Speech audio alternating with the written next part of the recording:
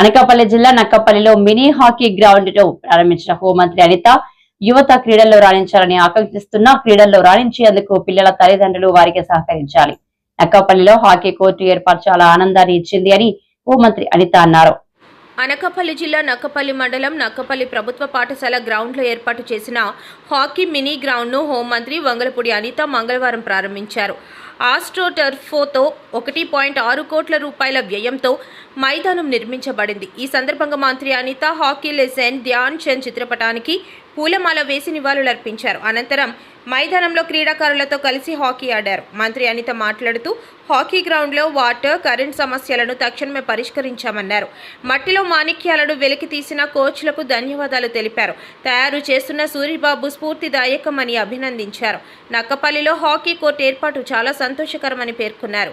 క్రీడల్లో రాణించే విద్యార్థులు మానసికంగా, శారీరకంగా దృఢంగా ఉంటారని, సమస్యలతో ధైర్యంగా ఎదుర్కోగల శక్తి వారి వద్ద ఉంటుందని చెప్పారు. తల్లిదండ్రులు ఆ విధంగా పిల్లలను తీర్చిదిద్దాలని ఆమె అన్నారు. నక్కపల్లికి చెందిన 30 మంది క్రీడాకారులు వివిధ రంగాల్లో రాణిస్తున్నారని ఆనందం వ్యక్తం చేశారు.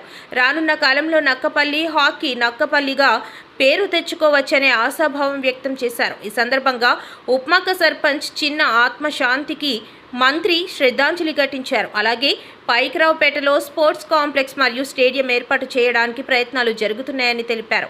ముఖ్యమంత్రి మరియు డిప్యూటీ సీఎం చొరవతో నియోజకవర్గంలో స్టీల్ ప్లాంట్ కూడా రాబోతుందని వెల్లడించారు. ఈ సందర్భంగా మంత్రి అనిత హాకీ కోచ్లను సత్కరించారు. ఇప్పుడు మా గౌరవ ముఖ్యమంత్రి గారు కూడా లాస్ట్ టైం అన్నారు, ఈ స్పోర్ట్స్ కి సంబంధించి ఒక హాస్టల్ కూడా పెట్టాలి.